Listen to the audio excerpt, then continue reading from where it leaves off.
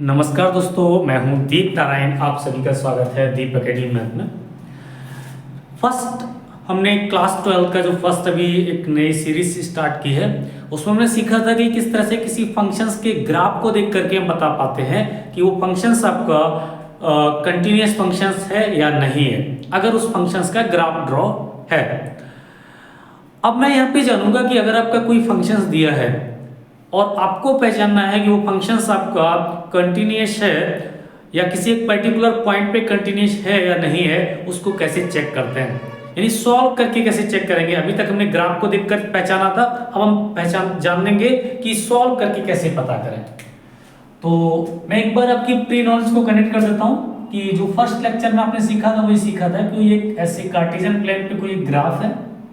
मैं एक ग्राफ यहाँ पे बनाता हूँ इस तरह से। ये अगर मुझे इस ग्राफ को ड्रॉ करने के लिए अपना पेन लिफ्ट नहीं करना पड़ता, यानी एक बार मैं यहाँ पे पेन रखता हूँ और कंप्लीट ग्राफ को ड्रॉ कर देता हूँ, तो इसका मतलब ये जो ग्राफ है, जिस भी फंक्शंस का ये ग्राफ है, यानी y इक्वल्स टू जो भी फंक्शंस है जो इसका ग्राफ ड्रॉ है यहाँ पे, ये आपका जो ग्राफ है वो कंटिन्यूअस ग्राफ है और फंक्शंस भी कंटिन्यूअस है।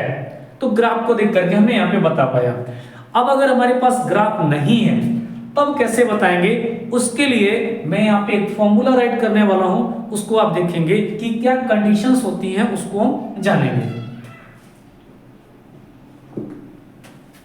तो देखिए, सबसे जो एक कंडीशंस होती है वो ये होती है कि late be the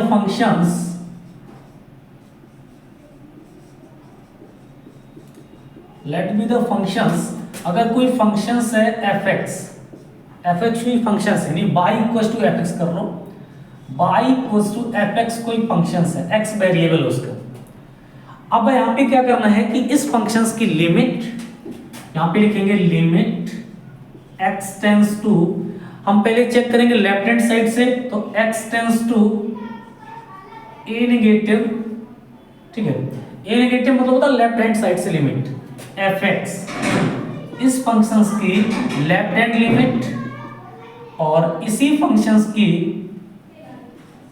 limit x tends to a positive, यानी कि राइट हैंड साइड से लिमिट इस फंक्शंस की, और इक्वल्स टू fa क्यों निकाला मैंने, क्योंकि जब लिमिट हम x टेंड्स टू माइनस है और x टेंड्स टू प्लस है, किसी पर्टिकुलर पॉइंट a पे बात कर रहे हैं, तो अगर इस फंक्शंस की वैल्यू ये लेफ्ट हैंड लिमिट अगर लिखना चाहो उसको लिख दो, लेफ्ट हैंड लिमिट LHL, ये होती है आपकी RHL राइट हैंड लिमिट, और ये होती है वैल्यू ऑफ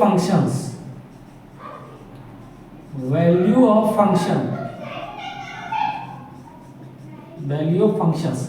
अगर ये तीनों चीजें इक्वल हैं, left hand side limit, right hand side limit, यहाँ पे मैं इस तरह से ड्रॉ करता हूँ, ये देखिए left hand side limit, right hand side limit और वैल्यू ऑफ फंक्शंस, अगर तीनों इक्वल है तो उस कंडीशंस में क्या होता है कि ये जो फंक्शंस होगा आपका, जो यहाँ पे हमने ये फंक्शंस यहाँ पे बनाया है, इतना चेक करने के बाद हम उसको कह सकते हैं कि it is a continuous functions.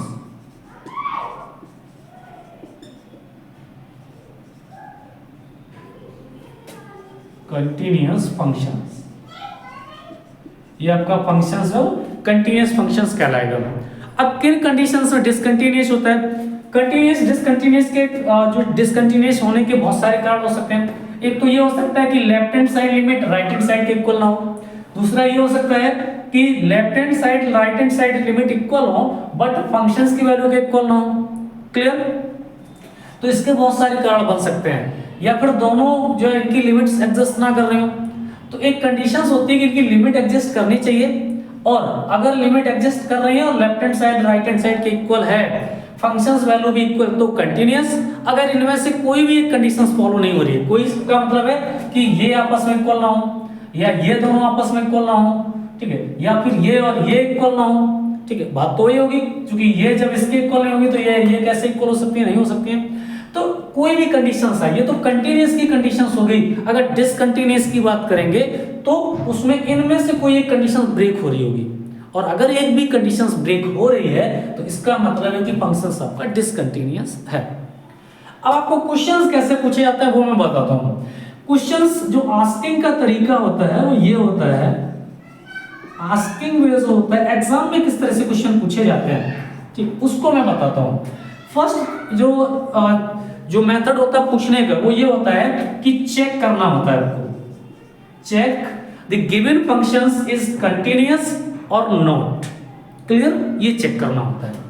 Second जो क्वेश्चन पूछने का तरीका ये होता है कि वो क्वेश्चंस जब पूछते हैं तो ये रखते हैं, कहते हैं कि the given function is also continuous at x equals to a, मतलब जो गिवन फंक्शंस होगा वो किसी x इक्वल्स टू a पे कंटिन्यूअस है आपका, बट वहां पे बोलेंगे find the value of a constant c, constant k, इसकी वैल्यू बताओ जिसके लिए ये फंक्शंस कंटिन्यूअस है। मतलब आपको क्या करना है कि उस कंडीशंस में फंक्शंस की left hand limit, right hand limit और वैल्यू ऑफ फंक्शंस तीनों को निकालना है और उनको कंपेयर करके जो आपकी अननोन क्वांटिटी है या जिसकी रिक्वायरमेंट है फाइंड करने के लिए उसको आपको यहाँ पे फाइंड आउट कर सकते हैं। तो कंटिन्यूअस टाइप में दो टाइप के क्वेश्चंस पूछे जाते हैं, एक तो वैल्यू ऑफ k के लिए पूछे जाते हैं, वैल्यू ऑफ k, मैंने यहाँ पे k लिख दिया, वो अगर कोई भी सिंबल दे सकते हैं, c दे सकते हैं, a b करके दे सकते हैं, रिलेशन बिटवीन a b दे सकते हैं, बहुत सारे टाइप से देते हैं। तो आप इसके लिए अपने आप को प्रेफर कर लें कि कोई फंक्शंस अगर आपका कंटिन्यूअस है और उसमें कोई अननोन क्वांटिटी की वैल्यू पूछ रहे हैं, k c a b कुछ भी पूछ रहे हैं, तो आप उसको left hand limit, right hand limit और फंक्शंस की वैल्यू को तीनों को निकालें, जिसमें भी जिसको भी कंपेयर करने से आपको k की वैल्यू मिल सकती है उसको कंपेयर कर लें और आंसर कर लें। अगर कोई दो क्वांटिटीज हैं जो अननोन है तो उनके बीच रिलेशन आप निकाल सकते हैं, और उसके साथ साथ में आप क्या कर सकते हैं कि फंक्शंस की वैल्यू भी रख करके दोनों की अलग अलग वैल्यू भी निकाल सकते हैं। तो पहला टाइप होता है कि चेक करना है, दूसरा टाइप होता है कि वैल्यू ऑफ k की निकालना, वैल्यू ऑफ k निकालना, सीधा से ये बोलिए कि वैल्यू ऑफ k आपको निकालनी होती है। तो इतना आपको समझ में आएगा जो मैंने आपको बताने की कोशिश की है। जैसे कोई फंक्शंस है, यहाँ पे लेट कर लो कि मैं कोई फंक्शंस यहाँ पे दिखा देता हूँ कि y fx इक्वल्स टू कोई फंक्शंस है 3x + 1, ये दिया फंक्शंस, इसको चेक करना है कि ये फंक्शन जो है आपका कंटिन्यूअस है या नहीं है। तो आप इसकी लेफ्ट हैंड लिमिट निकालोगे, राइट हैंड लिमिट निकालोगे और फंक्शंस की वैल्यू निकालोगे। अगर किसी पॉइंट पे पूछा गया तो ये चेक कर दोगे, अगर आपका ये तीनों कंडीशंस फॉलो कर रहा है, लेफ्ट हैंड, राइट हैंड और फंक्शंस की वैल्यू इक्वल हो रही है तो कंटिन्यूअस है, अदरवाइज नहीं है। और अगर आपको लिमिट्स कैसे निकालनी है तो इसके लिए अपने क्लास 11th में 11th का जो चैप्टर है लिमिट्स वाला, हाँ लिमिट्स का चैप्टर है, उसको एक बार पढ़ लीजिए। अगर आपको नहीं आता है तो फिर आपको वहां से आ जाएगा, जैसे कि लिमिट्स में होता है limit x tends to 0 sin x upon x, ठीक है, इसकी वैल्यू 1 होती है। cos x में भी होता है इस तरह से, बहुत सारे और भी फंक्शंस होते हैं।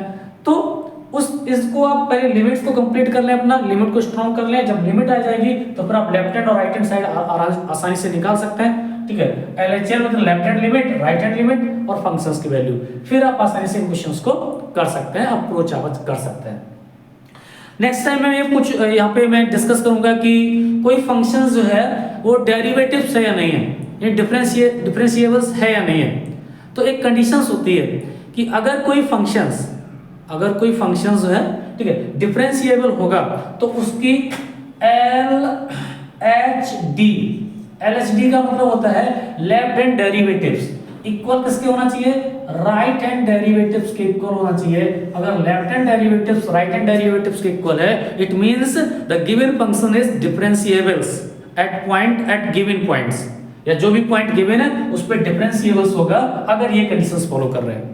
और अगर LHL equals to RHL equals to functions value find कर रहे हैं तो फिर वो फंक्शन आपका कंटीन्यूअस होगा। तो नेक्स्ट वीडियो में सीखेंगे डिफरेंशिएबिलिटी ऑफ ए फंक्शंस। तो इसको एक बार दोबारा से आप देख लेंगे तो आपको ये सब क्लियर हो जाएगा। मैं साथ ही साथ में कुछ एग्जांपल्स भी लेकर के आपको डिस्कस करूंगा जिससे कि आप इसको समझ पाएं। चलिए, तो एग्जांपल्स भी मैं नेक्स्ट वीडियो बनाऊंगा, इसलिए क्योंकि ये मैं चाहता हूं कि जिस वीडियो में कॉन्सेप्ट डिस्कस करूं उसमें सिर्फ आपका कॉन्सेप्ट हो जिससे आप उसको अच्छे से समझ पाएं।